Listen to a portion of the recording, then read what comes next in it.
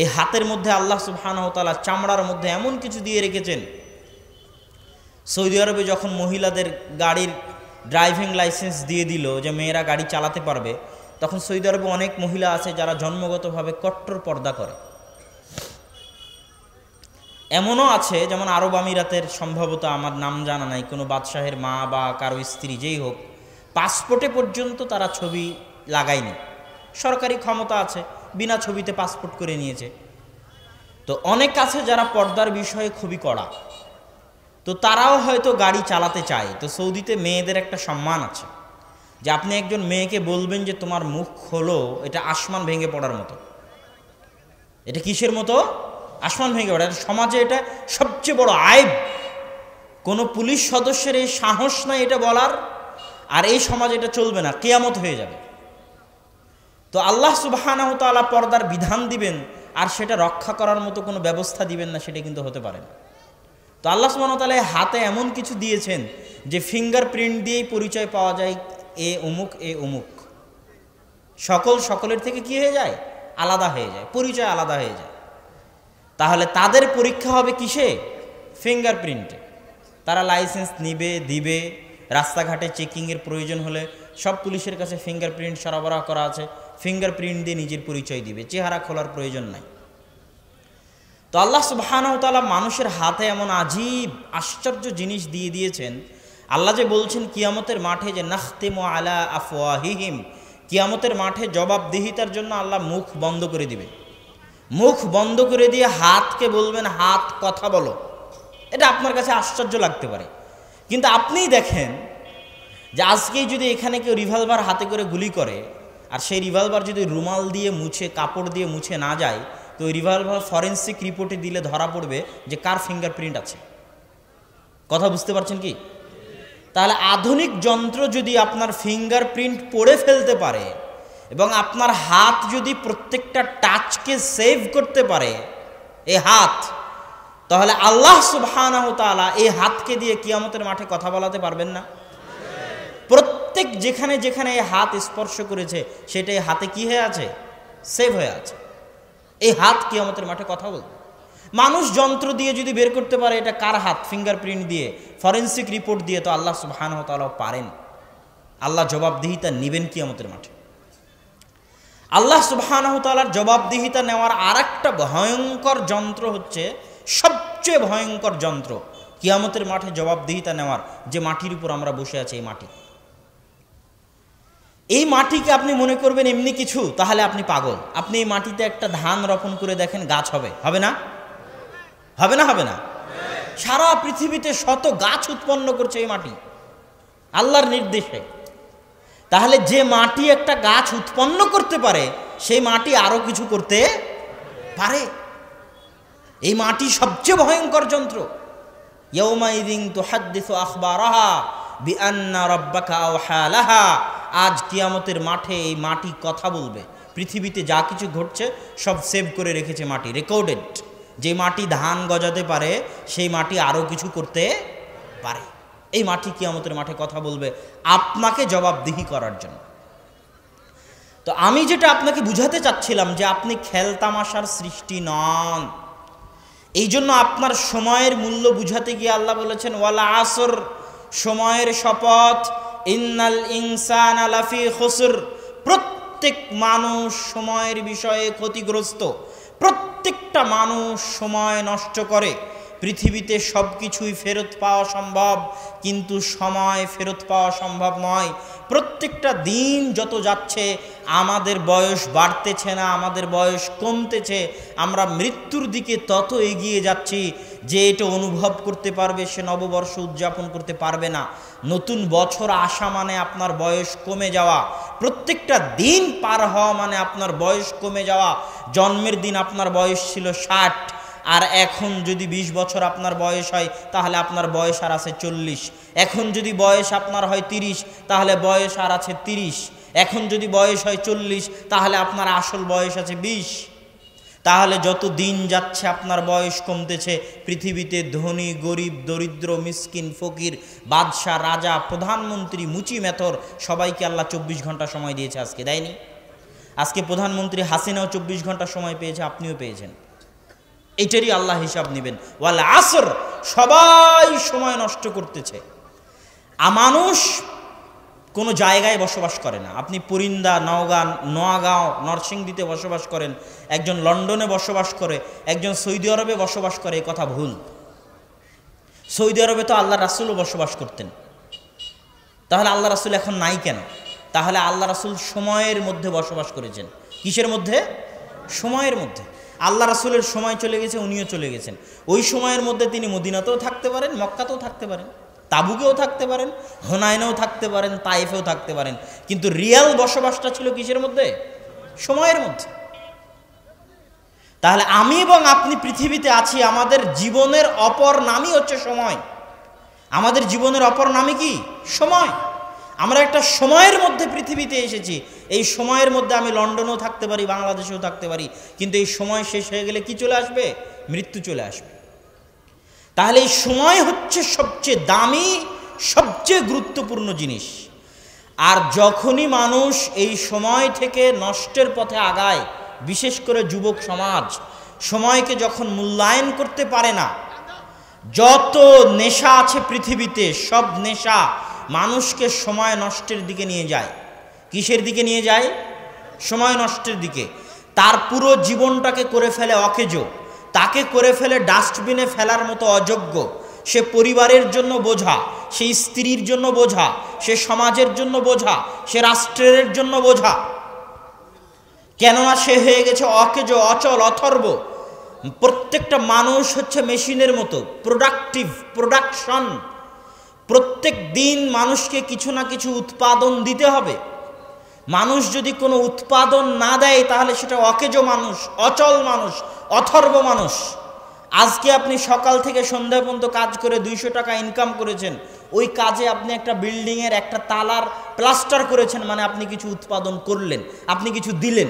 আপনি আজকে 50টা জামা কাপড় সেলাই করেছেন, মানে 50টা জামা কাপড় আপনি উৎপাদন করলেন। আপনি মানুষ, আপনি চলার মতো, আপনি যোগ্য, আপনি সমাজে বাস করতে পারবেন, আপনি প্রোডাক্টিভ, আপনি কিছু দিতে পারেন।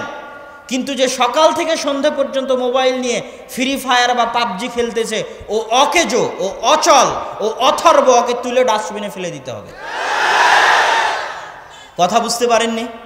যে মদ নিয়ে ব্যস্ত আছে, জুয়া নিয়ে ব্যস্ত আছে, তাস নিয়ে ব্যস্ত আছে, ও অকেজো, অচল, অথর্ব, ও অচল যন্ত্র, পড়ে থাকা মেশিন, যে কোনো কাজ করতে পারে না, নষ্ট হওয়া মেশিন, যার কোনো উৎপাদন ক্ষমতা নাই। সে নিজের জন্য বোঝা, পরিবারের জন্য বোঝা, জাতির জন্য বোঝা, রাষ্ট্রের জন্য বোঝা। সে সমাজে বসবাস করতে পারে না, অসম্ভব। ইহুদি খ্রিস্টানেরা এটা খুব ভালোভাবেই বুঝে অনুধাবন করতে পারে। এই জন্য ইহুদি খ্রিস্টানদের সন্তানেরা সময়কে মূল্যায়ন করে, টাইম টেবিল মেনটেন করে, জাপানে যান, জার্মানিতে যান, ইসরায়েলে যান, আমেরিকায় যান, চায়নায় যান। আজ পদ্মা সেতু নিয়ে খুব গর্ব করা হয়। পদ্মা সেতুতে কয়টা বাঙালি, বাংলাদেশি ইঞ্জিনিয়ার ছিল? আর কয়জন বিদেশি ইঞ্জিনিয়ার ছিল? কেন? ওই বিদেশি ইঞ্জিনিয়ার তার সময়কে কাজে লাগিয়েছে। এটা আল্লাহর ওয়াদা। কাফেরও যদি সময়কে কাজে লাগায়, আল্লাহকে সফলতা দিবে। কাফের মুশরিক যদি সময়কে কাজে লাগায়, আল্লাহ আর সময়কে কাজে লাগানোর সফলতা দুনিয়াতেই দিবেন, পরকালে কিছু দেন আর না দেন। এটা আল্লাহর ওয়াদা। কাফের যদি দুনিয়াতে গরিবকে সহযোগিতা করে, ইবনুল কাইয়িম এই যে বই নিয়ে আসছে, বইয়ের মধ্যে লিখছেন যে একজন মুশরিক কাফের যদি গরিবকে সহযোগিতা করে, তো কাফের হওয়ার পরও গরিবকে সহযোগিতা করার কারণে আল্লাহকে দুনিয়াতেই প্রতিদান দিবেন, কিন্তু মুসলমান না হওয়ার কারণে পরকালে তার জন্য কিছু থাকবে না। তো আজকে আমেরিকা দেশ শাসন করতেছে ঘুমিয়ে ঘুমিয়ে, পৃথিবী শাসন করছে ঘুমিয়ে, ইসরায়েল সারা আরব শাসন করতেছে ঘুমিয়ে, তাস খেলে, জুয়া খেলে, IPL এর নেশায়, পাবজি ফ্রি ফায়ার খেলে দেশ শাসন করা যায়? পাবজি ফ্রি ফায়ার খেলে দেশের উন্নতি করা যায়? ইয়াবা, মদ, গাঞ্জা, তাস খেলে দেশের উন্নতি করা যায়? অসম্ভব, হতে পারে না। মুসলিম সমাজ যদি উন্নতি চায়, অগ্রগতি চায়, উত্থান চায়, সময়কে কাজে লাগাতে হবে। সময় নষ্ট করা বন্ধ করতে হবে এবং সমাজকে কঠোর হতে হবে।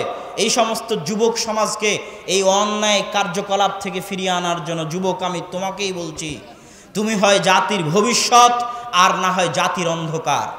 তুমি হয় জাতির ভবিষ্যৎ, না হয় জাতির বোঝা। তুমি নিজেকে নিয়ে ভাবো, আমি কোরআন হাদিস দিয়ে নসিহত করার চাইতে তোমার ব্যক্তি জীবন দিয়ে নসিহত করার প্রয়োজন অনুভব করি বেশি। তুমি যদি আজকে পাবজি ফ্রি ফায়ার খেলো, তুমি যদি আজকে তাস জুয়া খেলো, কালকে তুমি ফকির মিসকিন হবাই হবা, কালকে তুমি ভারতের গোলাম হবাই হবা। আজ রোহিঙ্গাকে কচু কাটা করে তাড়িয়ে দিচ্ছে, কাল তোকে কচু কাটা করে তাড়িয়ে দিবে। আজ আফগানিস্তান ফিলিস্তিনে বোমা বর্ষণ হচ্ছে, কাল তোর বাংলাদেশে বোমা বর্ষণ হবে।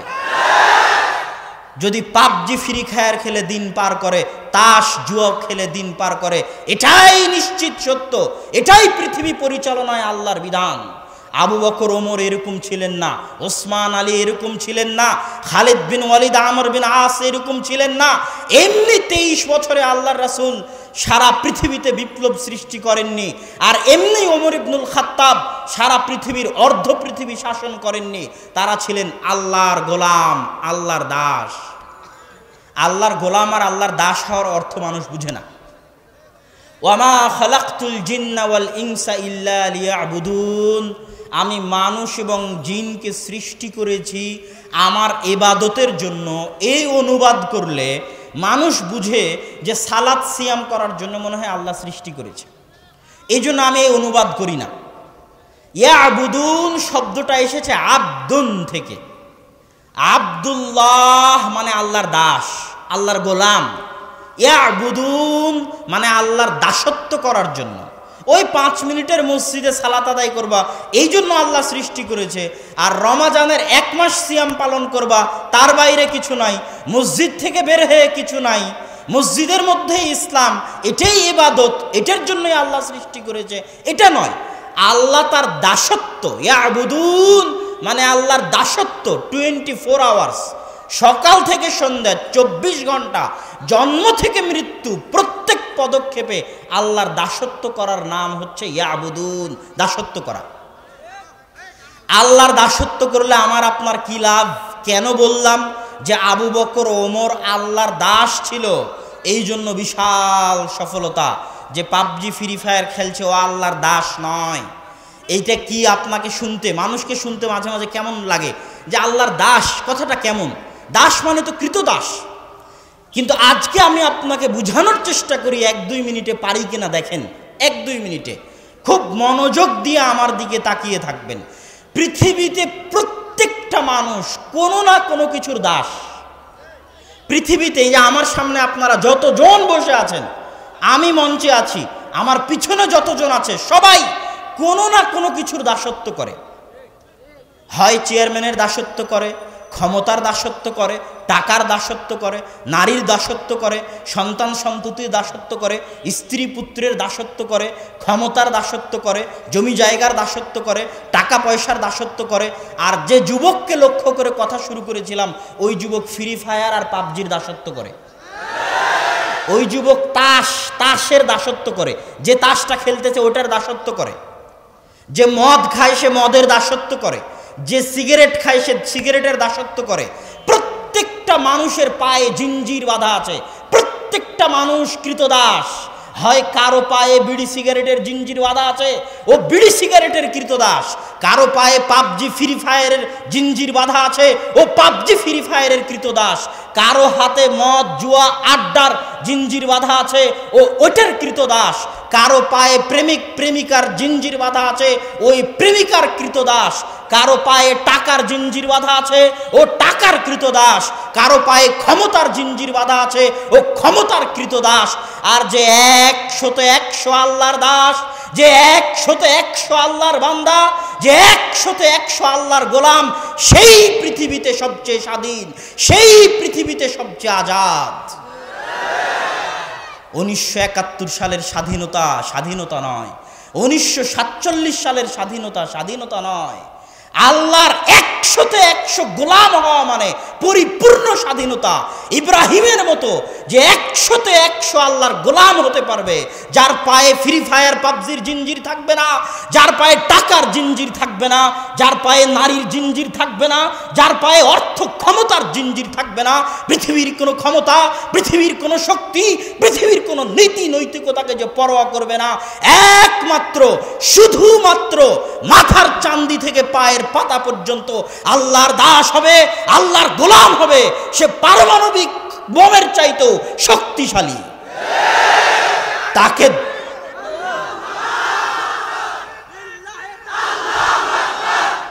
তাকে দমানোর মতো শক্তি পৃথিবীতে নাই। এই জন্য ইব্রাহিম একদিকে ছিলেন, সারা পৃথিবী একদিকে ছিল। এই জন্য বললাম ওমর, আবু বকর, ওসমান, আলী, খালিদ বিন ওয়ালিদ, আমর বিন আস এমনি অর্ধ পৃথিবী দখল করে নেবেন আর অর্ধ পৃথিবী শাসন করবেন। এরা ছিলেন 100-100 আল্লাহর গোলাম, আল্লাহর দাস। আর আল্লাহর গোলাম আর আল্লাহর দাস হওয়ার মধ্যে প্রকৃত আজাদি, প্রকৃত স্বাধীনতা, প্রকৃত শান্তি, প্রকৃত মুক্তি, এটা যুবককে বুঝতে হবে। অতএব সম্মানিত উপস্থিতি, উপস্থিত যুবক সমাজের প্রতি আমার অনুরোধ, আমরা যদি দেশ জাতির মুক্তি চাই, উন্নতি চাই, তাহলে এই নেশা থেকে বের হয়ে এসে মুসলিম উম্মার কল্যাণার্থে, দেশ জাতির কল্যাণার্থে আমাদেরকে কাজ করতে হবে, এগিয়ে যেতে হবে। আল্লাহ সুবহানাহু ওয়া তাআলা আমাদেরকে সেই তৌফিক দান করুক, আল্লাহুম্মা আমিন। আজকে আমার সংক্ষিপ্ত আলোচনার বিষয়বস্তু মানহাজ। এটা উপস্থিত কথা বলতেছি, আরও পড়াশোনা করলে, আরও প্রস্তুতি নিলে আরও সুন্দর, আরও ভালোভাবে পেশ করা যাবে। তারপরও আমার কাছে যতটুকু উপস্থিত আছে ততটুকু আপনাদের সামনে পেশ করতে চাই। মানহাজ শব্দটা নিয়ে ইদানিং অনেক আলোচনা এবং অনেক সমালোচনা হচ্ছে। যারা মোটামুটি আগে থেকেই কোরআন হাদিস চর্চা করেন, ফেসবুক ইউটিউবে অ্যাক্টিভ থাকেন, তারা জিনিসগুলো ধরতে পারবেন। মানহাজ আর মাযহাবের মধ্যে পার্থক্য কী? মাযহাব মানে হানাফি মাযহাব, শাফি মাযহাব, হাম্বলি মাযহাব, মালিকি মাযহাব। আর মানহাজ, এটার মধ্যে পার্থক্য কী? মাযহাবটা শুধু ফিকহের ক্ষেত্রে, বুকে হাত বাঁধা, নাভির নিচে হাত বাঁধা, জোরে আমিন বলা, আস্তে আমিন বলা, ফিকহি মাসলা মাসাইল, এটার ক্ষেত্রে মাযহাব। মানহাজ হচ্ছে একটা সামগ্রিক জিনিস, একটা বিশাল ছাতা, যেই ছাতাটা হচ্ছে ফিরকায়ে নাজিয়া, তায়েফা মানসুরা, মুক্তিপ্রাপ্ত জামাত, মুক্তিপ্রাপ্ত দল, সাহায্যপ্রাপ্ত জামাত, সাহায্যপ্রাপ্ত দল বুঝায়। শুধু মানহাজ বললে বাক্য অস্পষ্ট থাকে, মানহাজের পরে যোগ করতে হবে মানহাজু আহলিস সুন্নাতি ওয়াল জামাআহ, আহলুস সুন্নাত ওয়াল জামাতের মানহাজ। এই আহলুস সুন্নাত ওয়াল জামাত কথাটা কোথায় থেকে আসলো? সুন্নাহ মানে হাদিস, আহলুস সুন্নাহ মানে আহলুল হাদিস, আহলুল আসার। তাদের ক্ষেত্রে আহলুল হাদিসও বলা হয়েছে, আহলুস সুন্নাও বলা হয়েছে, আহলুল আসারও বলা হয়েছে, আসহাবুল হাদিসও বলা হয়েছে, আসহাবুল আসারও বলা হয়েছে, আসহাবুস সুন্নাও বলা হয়েছে।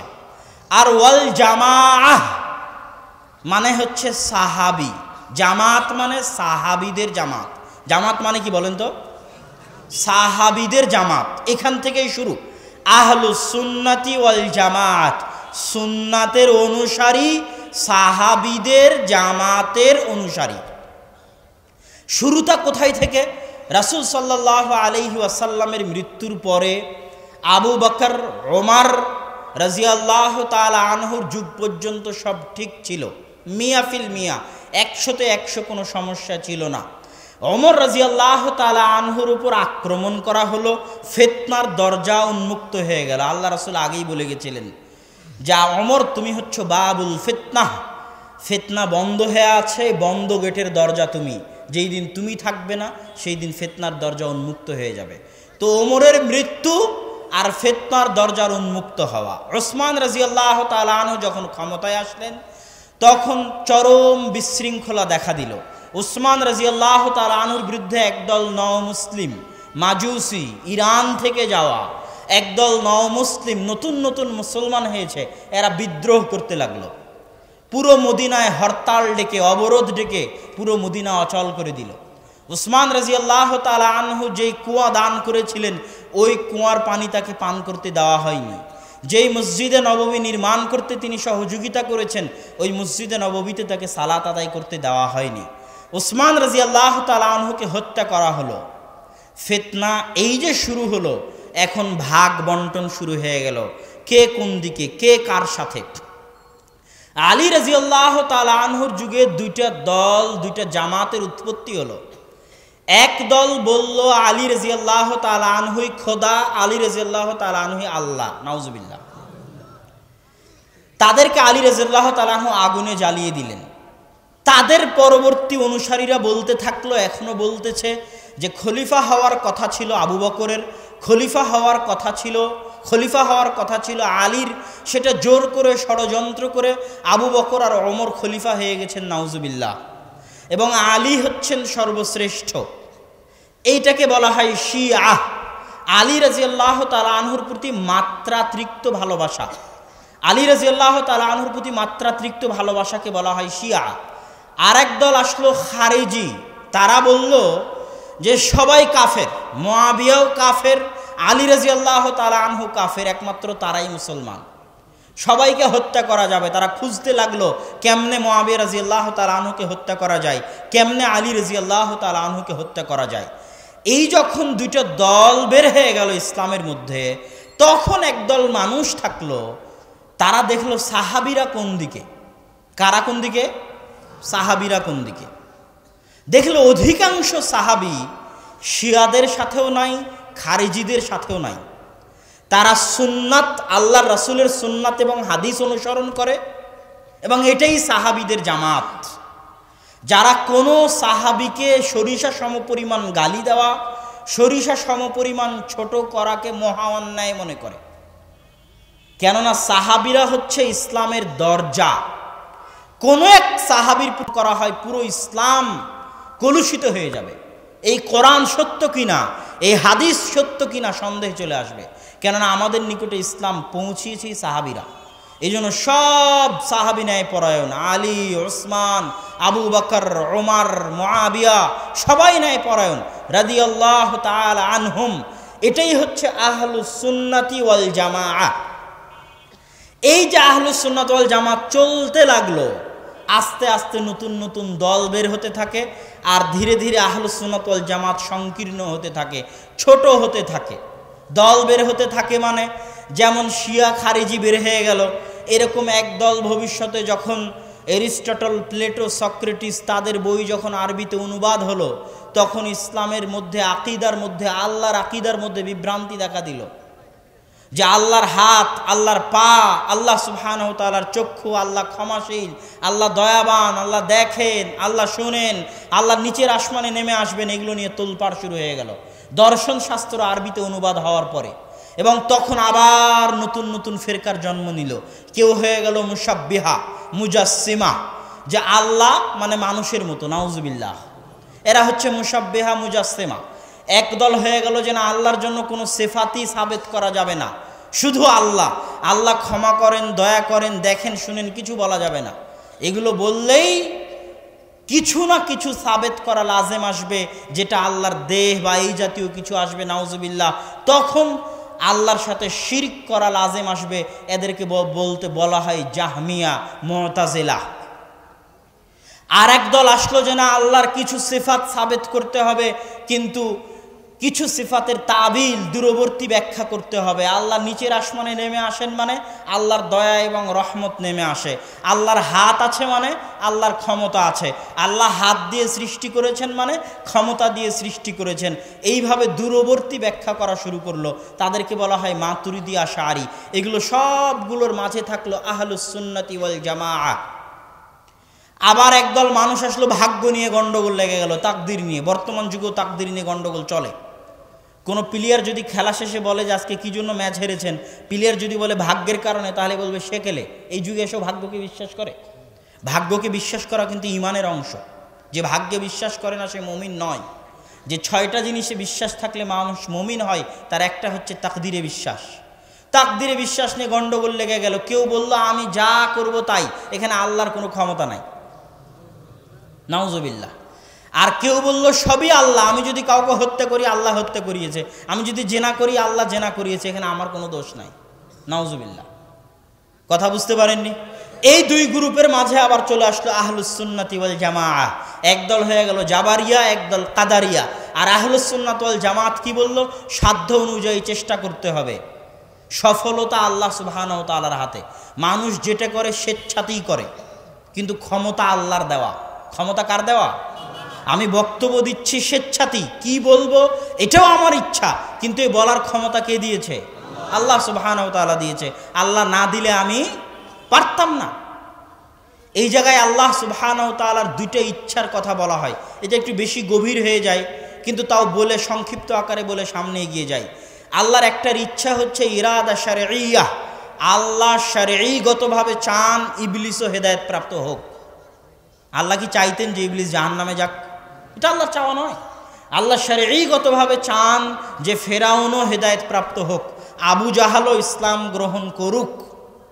আর আরেকটা আল্লাহ সুবহানাহু ওয়া তাআলার ইরাদা কাউনিয়া, কেউ যখন হেদায়েত হবে না, জোর করে যখন গুনাহ করছে, জোর করে যখন গান শুনছে, এত কোরআনের আয়াত পড়ার পরেও, এত আল্লাহ রাসূলের হাদিস শোনানোর পরেও জোর করে যখন ফ্রি ফায়ার পাবজি খেলবে, গান শুনবে, তখন আল্লাহ আর কানটাকে বধির করে দেন না, তখন আল্লাহ আর চোখটাকে অন্ধ করে দেন না, তখন আল্লাহ আর হাতটাকে অবশ করে দেন না।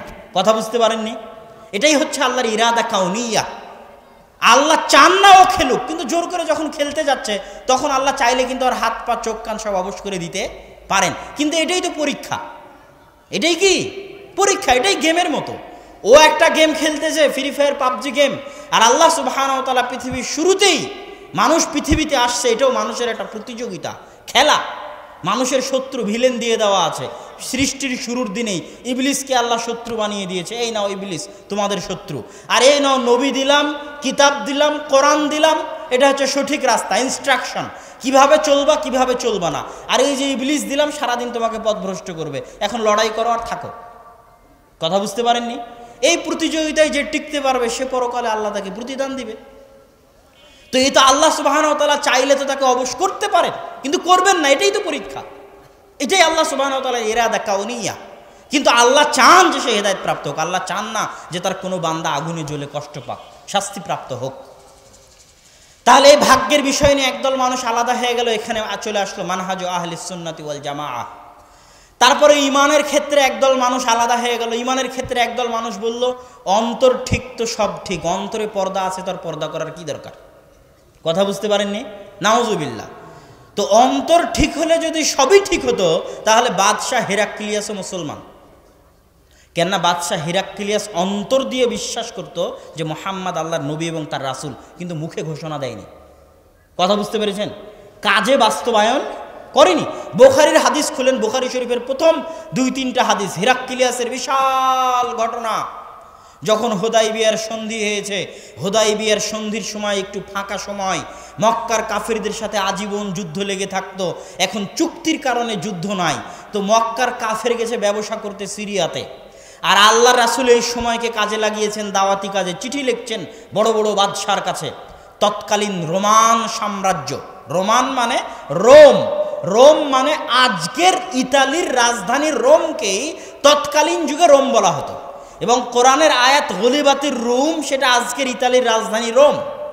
এবং আল্লাহর রাসূলের যে হাদিসের মধ্যে যদি কোথাও রোম আসে, তো এটাও আজকের ইতালির রাজধানী রোম। এটা খ্রিস্টানদের আদিকালের কেন্দ্র, সেই কাল থেকে আজ পর্যন্ত এখনও কেন্দ্র ইউরোপ, উরুব্বা। রোমান সাম্রাজ্য। আর একদিকে পারস্য, পারস্য মানে ফার্সি, বাংলায় বলে প, কিন্তু ওটাই আরবিতে আছে ফার্সি, ফুরস। কেন আরবিতে পর কোনো উচ্চারণ নাই, আরবিতে পর কোনো উচ্চারণ নাই, সেটা আমরা পারস্য বলতেছি, ওটাই আরবিতে বলে ফুরস, ফার্সি। যারা ফার্সি ভাষায় কথা বলে, কারা ফার্সিতে কথা বলে? ইরানের লোক ফার্সিতে কথা বলে। তো ইরানের সাম্রাজ্যের নাম হচ্ছে পারস্য সাম্রাজ্য।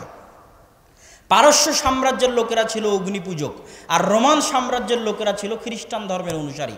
আল্লাহ রাসূল দুইজনের কাছেই চিঠি লিখলেন ইসলাম গ্রহণের, আসলিম তাসলাম, ইসলাম গ্রহণ করো নিরাপদে থাকবে। চিঠি মুহাম্মদ আব্দুল্লাহ, আল্লাহর বান্দা এবং তার নবীর পক্ষ থেকে তোমার নিকটে, আসসালামু আলা মান ইত্তাবা আল হুদা, শান্তি বর্ষিত হোক তার প্রতি যে হেদায়েতের অনুসারী।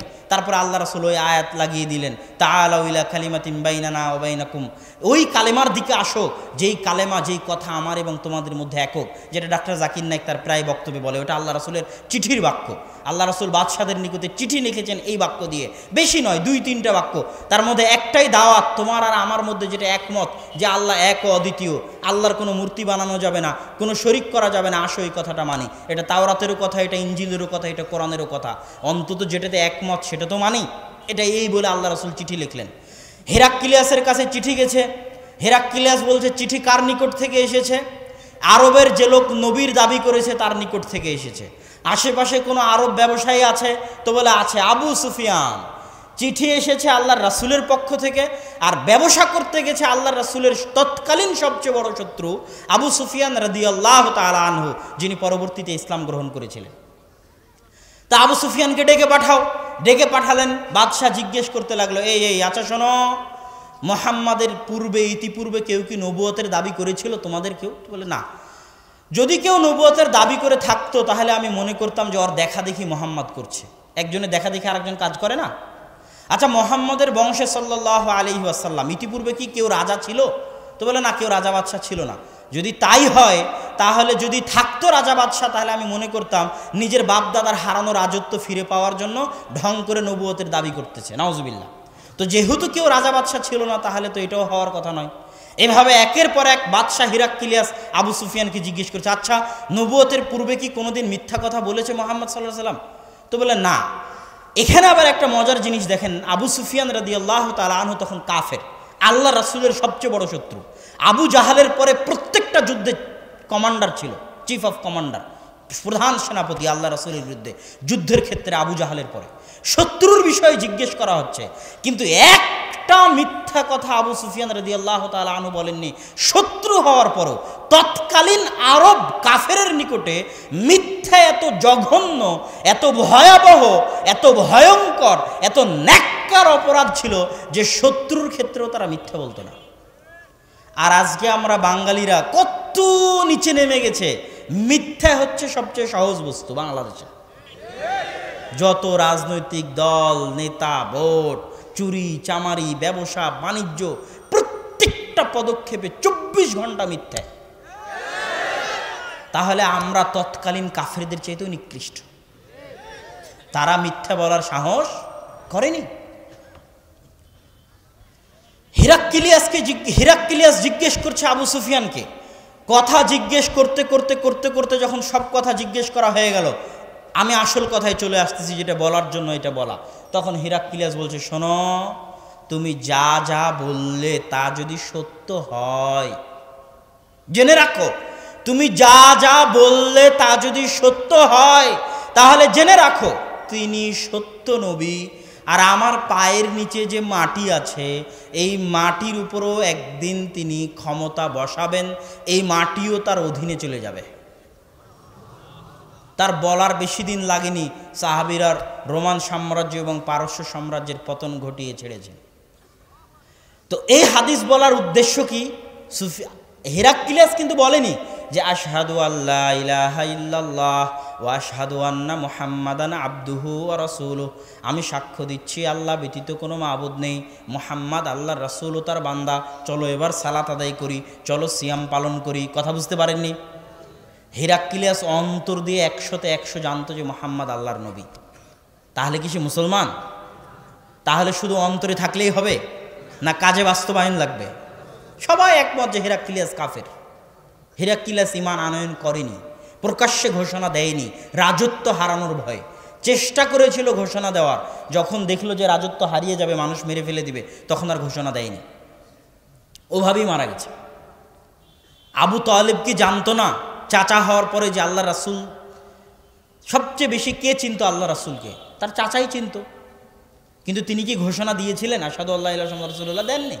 কিন্তু অন্তর দিয়ে কিন্তু অবশ্যই জানতেন যে আমার ভাতিজা নবী। কথা বুঝতে পেরেছেন? আচ্ছা, ইবলিস কি জানতো না যে আদম আলাইহিস সালাতু ওয়াস সালামকে সিজদা করাই উচিত? কেন, এটা আল্লাহর নির্দেশ। আমরা যতটা না আল্লাহকে চিনি তার চেয়ে বেশি ইবলিস চিনে, এতে কোনো সন্দেহের অবকাশ নেই। আমরা যতটা না আল্লাহকে চিনি তার চেয়ে বেশি কে চিনে? ইবলিস চিনে। ইবলিস মুখে স্বীকৃতি, কাজে বাস্তবায়ন দিল না, কিন্তু অন্তরে ঠিকই জানে যে এটাই করতে হবে, এটাই সত্য, আমাদের চাইতে বেশি জানে। এরকম সময় মানুষ হক জানার পরেও কেন আসতে পারে না জানেন? হক জানার পরেও কেন মানতে পারে না জানেন? ইগো। মানুষের কি থাকে? ইগো থাকে। যেমন আমি উদাহরণ দিয়ে বুঝাই, না হলে আপনার মনে খটকা থেকে যাবে। আপনি দেখছেন যে আপনার স্ত্রী পর পুরুষের সাথে পরকীয়া করতেছে, আপনি করলেন কি? ওকে জবাই করে দিলেন। জবাই করে দিয়ে লাশ থানায় নিয়ে গিয়ে বললেন যে আমি আমার স্ত্রীকে জবাই করেছি। তা আপনি কি জানেন না যে ওকে জবাই করলে আপনার ফাঁসি হবে? জানেন না? জানেন না। তারপরেও কি জন্য জবাই করলেন? আপনার ইগো হার্ট হয়েছে। আপনার ইগোতে কি হয়েছে? আঘাত পেয়েছে। ইগোতে আঘাত লাগলে ব্রেন নষ্ট হয়ে যায়। তখন মরা মানুষ ভালো মনে করে, তবুও যেটা করা উচিত সেটা করবে না। মরে যাবো তাও এটা করবে না। তো ইবলিস এত শান শওকত, ইবলিসের ইগোতে আঘাত লেগেছে। মাটির তৈরি একজন আদম আলাইহিস সালাতু ওয়াস সালাম, আমি আগুনের তৈরি, এতদিন থেকে আল্লাহর ইবাদত করি, এতদিন থেকে আছি, আর আজকে কয়দিন পর তাকে নতুন সৃষ্টি করলো আল্লাহ সুবহানাহু ওয়া তাআলা, নতুন তার জন্ম হলো, তাকে নাকি আমার সিজদা করা লাগবে? মরে যাব তাও ভালো, জাহান্নামে আজীবন থাকবো তাও ভালো, সিজদা করতে পারবো না। বুঝতে পারেননি? এটা হলো ইগো। তাহলে মানুষ হক জানার পরেও মানতে পারে না কেন? ইগোর জন্য। হেরাক্লিয়াস জানার পরেও মানতে পারেনি কেন? ক্ষমতা হারানোর ভয়ে, ইগোর কারণে। তাহলে আমি বুঝাতে চাচ্ছিলাম মানহাজ আহলিস সুন্নাতি ওয়াল জামাত আবার ইমানের কাছে এসে বিভক্ত হয়ে গেল। একদল মানুষ বলল অন্তর ঠিক তো সব ঠিক, এরা হচ্ছে মুরজিয়া। এরা কি? মুরজিয়া। আর একদল মানুষ বলল যে যার আমল নাই তার ইমানই নাই। যার আমল নাই তার কি নাই? ইমানই নাই, সে কাফের হয়ে গেছে। এদেরকে বলা হয় খারিজি। অমুক গান শুনতেছে আর ইমানই নাই, ওকে হত্যা করে দাও, ও কাফের হয়ে গেছে। অমুক জায়গায় যাত্রার মঞ্চ চলতেছে আর ইমানই নাই, ওখানে বম মেরে ধ্বংস করে দাও। অমুক বিচারক বিচারপতি কোরআন এবং হাদিস অনুযায়ী বিচার ফায়সালা করে না আর ইমানই নাই, ওকে বম মেরে উড়িয়ে দাও কোর্টকে। কথা বুঝতে পেরেছেন? এই দুই দিকে দুই গ্রুপ চলে গেল। মাঝখানে মানহাজ আহলিস সুন্নাতি ওয়াল জামাত, সাহাবীদের মানহাজ, সুন্নাতের মানহাজ। সেটা কি? শুধু মন্তরে থাকলে হবে না, মুখেও স্বীকৃতি দিতে হবে, কাজেও বাস্তবায়ন করতে হবে, আমলও থাকতে হবে। তবে আমল নাই মানে ইমান নাই এ কথা নয়। আমল নাই মানে ইমান কমে গেছে। ইমান কি হয়েছে? কমে গেছে। আর আমল আছে মানে ইমান বেড়েছে। এই জন্য মুরজিয়ারাও বিশ্বাস করে না যে ইমান বাড়ে বা কমে। এই জন্য খারিজিরাও বিশ্বাস করে না যে ইমান বাড়ে বা কমে। আহলুস সুন্নাত ওয়াল জামাত বিশ্বাস করে যে ইমান বাড়ে কমে আমলের প্রভাব। আমল বেশি, ইমান আছে। সালাত ঠিকমতো আদায় করে, সিয়াম ঠিকমতো পালন করে, গুনাহ থেকে বেঁচে থাকে, তার মানে ইমান বেশি আছে। আমলের কমতি মানে ইমান কম আছে। এটা হলো মানহাজ আহলিস সুন্নাতি ওয়াল জামাআহ। এই যে এইভাবে যে মানহাজটা চলে আসতেছে, বাতিল ফিরকাগুলো আলাদা হয়ে যাচ্ছে।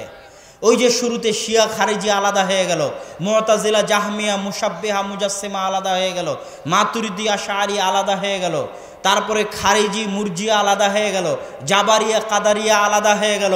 এই যে মাঝখানের সিরাতে মুস্তাকিম মানহাজ আহলিস সুন্নাতি ওয়াল জামাআহ, সাহাবীদের মানহাজ, মা আনা আলাইহি ওয়া আসহাবি, আমি যার উপর আছি, সাহাবীরা যার উপর আছে, এটাই হক। এটার পিছনেই তোমরা ছোট।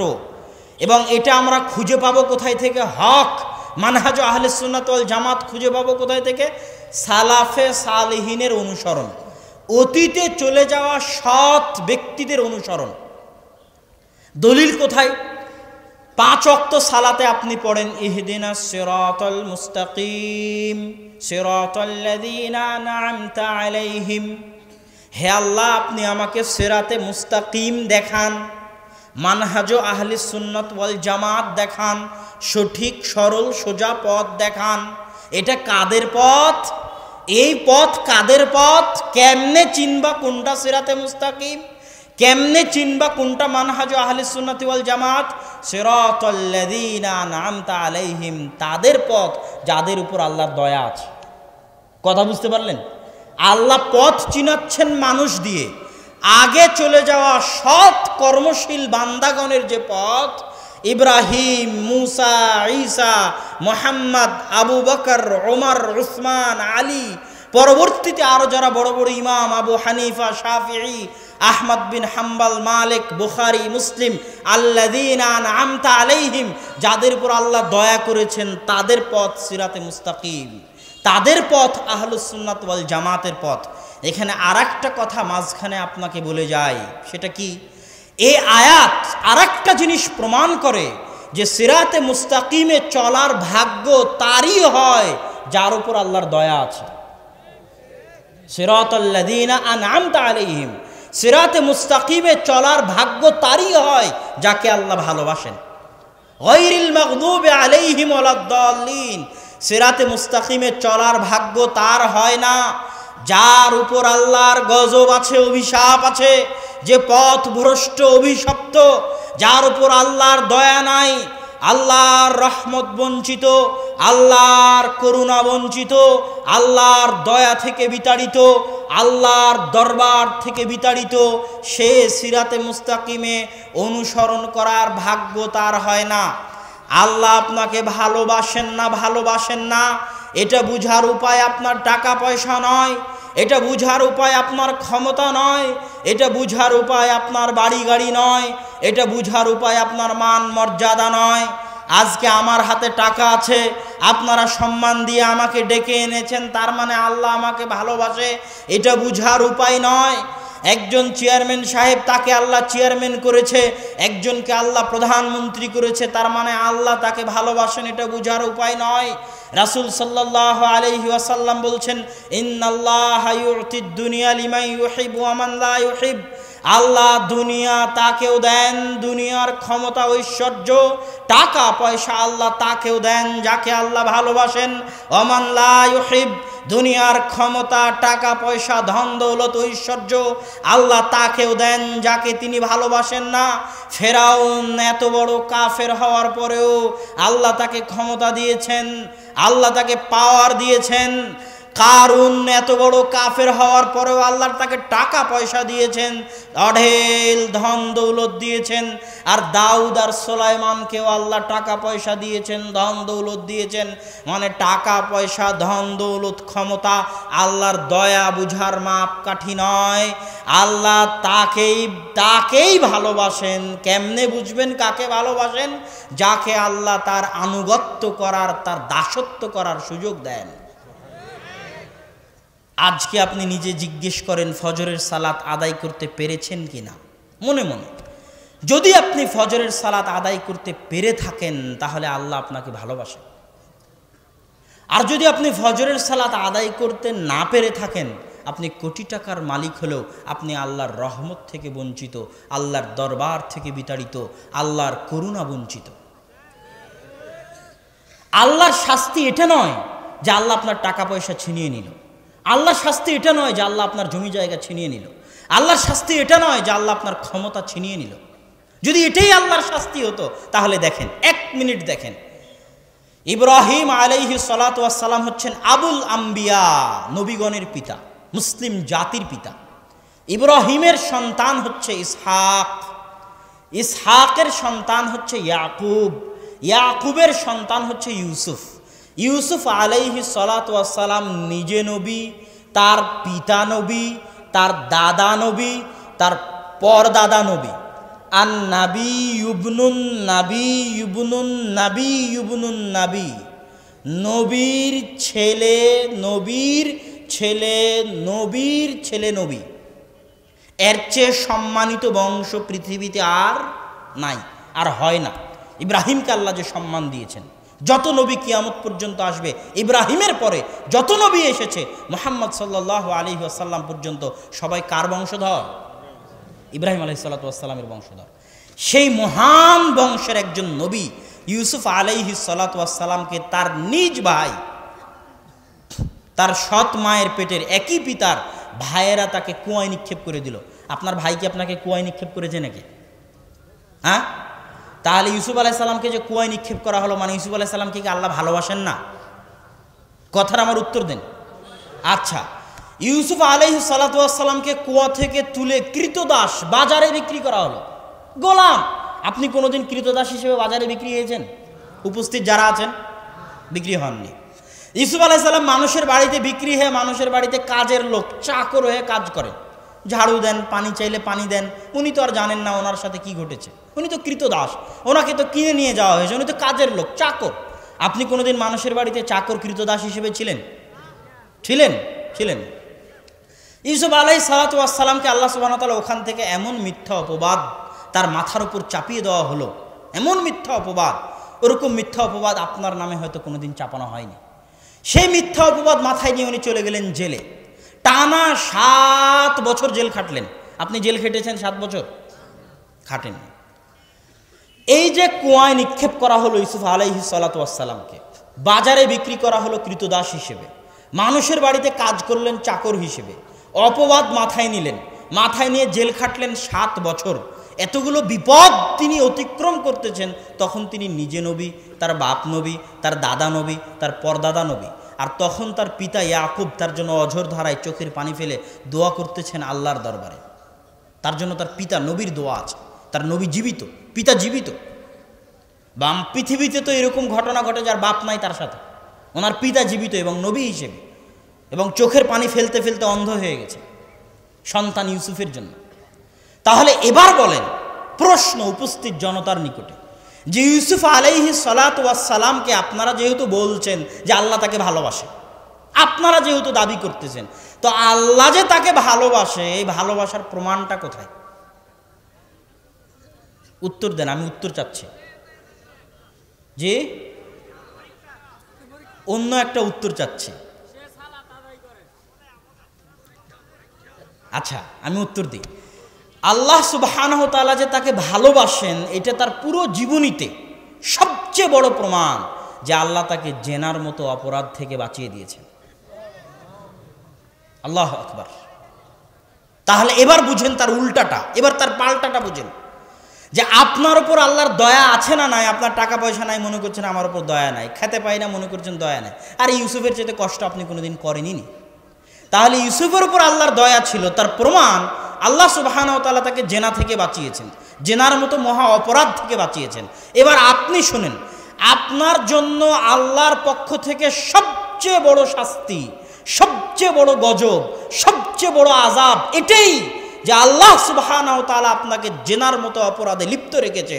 আপনার জন্য আল্লাহর পক্ষ থেকে সবচেয়ে বড় শাস্তি, সবচেয়ে বড় আযাব, সবচেয়ে বড় গজব এটাই যে আল্লাহ আপনাকে সুদের মতো মহা অন্যায়, মহা অপরাধে লিপ্ত রেখেছে। আপনার জন্য আল্লাহর পক্ষ থেকে শাস্তির এটাই সবচেয়ে বড় প্রমাণ যে আল্লাহ আপনাকে ফ্রি ফায়ার, পাবজির মতো নিকৃষ্ট গেমে ব্যস্ত রেখেছে। আপনার উপর আল্লাহর শাস্তির, আযাব, গজবের এটাই প্রমাণ যে আল্লাহ আপনাকে মদ, নেশা, জুয়ার আড্ডায় ব্যস্ত রেখেছে। আপনার উপর আল্লাহর শাস্তির সবচেয়ে বড় প্রমাণ এটাই যে আপনি আল্লাহর দয়া পান না, আপনি আল্লাহর রহমত পান না, আপনি আল্লাহর করুণা বঞ্চিত, আল্লাহর করুণা দৃষ্টি আপনার উপর নাই। কোন ভাগাড়ে পড়ে আপনি মারা যাবেন এটা আল্লাহ পরোয়া করে না। আপনি আল্লাহর দরবার থেকে বিতাড়িত, আল্লাহর রহমত থেকে বিতাড়িত, আল্লাহর করুণা থেকে বিতাড়িত। এটাই আপনার জন্য আল্লাহর পক্ষ থেকে সবচেয়ে বড় শাস্তি। অতএব আল্লাহর কাছে দোয়া করুন, আল্লাহ যেন আমাদেরকে তার রহমত থেকে বঞ্চিত না করে। আল্লাহুম্মা আমিন। আল্লাহ যেন আমাদেরকে তার দাসত্ব করার তৌফিক দান করে।